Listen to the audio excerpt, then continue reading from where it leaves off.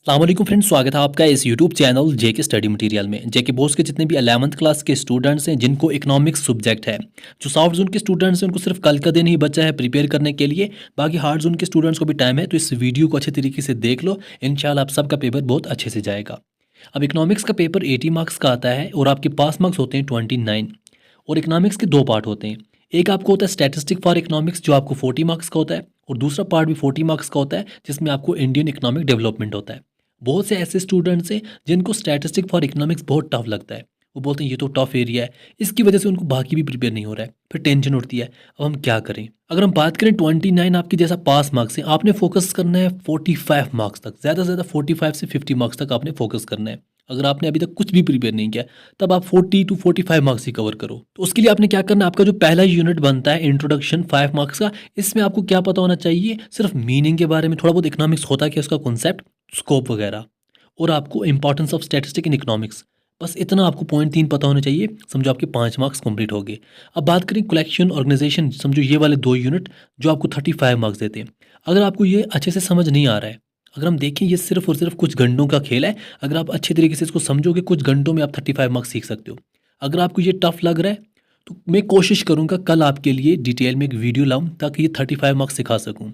अब मैंने ये बात बोली कि मैं कोशिश करूँगा, इसलिए ये नहीं सोचना अब हम बाकी पढ़ना छोड़ दें, हमें वीडियो मिल जाएगा। मैंने बोला मैं कोशिश करूँगा, अगर मुझ तक हो सका, मैं टाइम अगर मुझे मैनेज हो सका तो मैं ये वीडियो लाऊंगा, 35 मार्क्स सिखाऊंगा।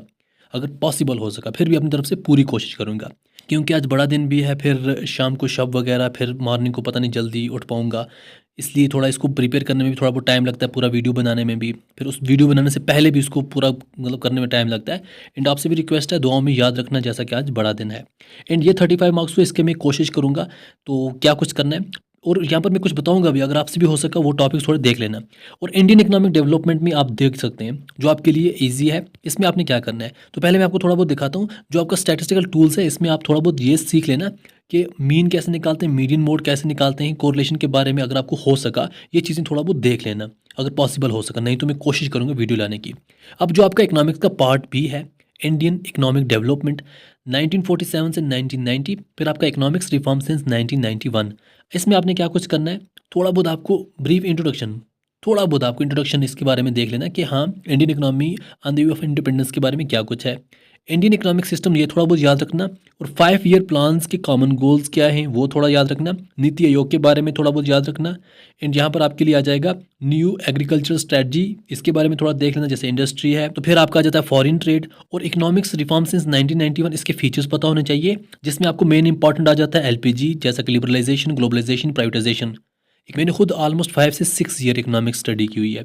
फिर यहाँ पर ये वाला भी आपको जीएसटी के बारे में या फिर डिमोनेटाइजेशन के बारे में थोड़ा बहुत कॉन्सेप्ट होना मतलब चाहिए, ताकि आप 2 मार्क्स या 3 मार्क्स का क्वेश्चन इजीली निकाल सकें। 3 मार्क्स शायद आपको आता ही नहीं है। फिर आपने थोड़ा बहुत देखना है growth of education sector in India, ये वाला टॉपिक देख लेना। एंड क्रेडिट एंड मार्केटिंग के बारे में थोड़ा बहुत देख लेना। एग्रीकल्चर और अल्टरनेटिव यहाँ पर फार्मिंग के बारे में थोड़ा बहुत देख लेना। एंड एम्प्लॉयमेंट में या फिर ये कोशिश करना सस्टेनेबल इकोनॉमिक डेवलपमेंट, ये बहुत इंपॉर्टेंट, इसका मीनिंग ये आपको पता होना चाहिए। और effect of economic development on resources, थोड़ा बहुत इन्वायरमेंट की वजह से, ये देख लेना। 17 डेवलपमेंट गोल्स, तो यहाँ पर इन टॉपिक्स को, लास्ट यूनिट जो है ये बहुत इंपॉर्टेंट है। टॉपिक तो 2 ही हैं, आपको इंडिया और पाकिस्तान को कंपेयर करना है इकोनॉमिक ग्रोथ में, पॉपुलेशन में, सेक्टरल डेवलपमेंट में, ह्यूमन डेवलपमेंट इंडिकेटर्स में।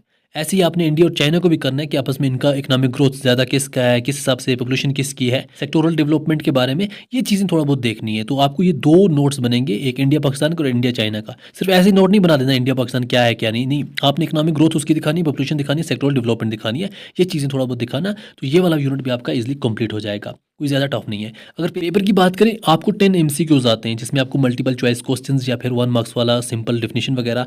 फिर आपको सेक्शन बी में 10 क्वेश्चन आते हैं, 2 मार्क्स ईच, 10 क्वेश्चन होंगे 2 मार्क्स ईच। फिर आपको सेक्शन सी में 8 शार्ट क्वेश्चन होंगे 4 मार्क्स ईच। फिर सेक्शन डी में आपको 3 लॉन्ग क्वेश्चन होते हैं 6 मार्क्स ईच। तो इस हिसाब से आपका पेपर होगा। जैसा कि यहाँ पर आप देख सकते हैं सेक्शन ए में ऑब्जेक्टिव टाइप क्वेश्चंस आपको हैं, कैसे कुछ पूछे गए हैं, ऑब्जेक्टिव भी हैं, फिल इन द ब्लैंक्स वगैरह भी हैं। सेक्शन बी 2 मार्क्स वाले का आप देख सकते हैं कैसे कैसे छोटे छोटे क्वेश्चन हैं। सेक्शन सी 4 मार्क्स वाले क्वेश्चन भी आप देख सकते हैं।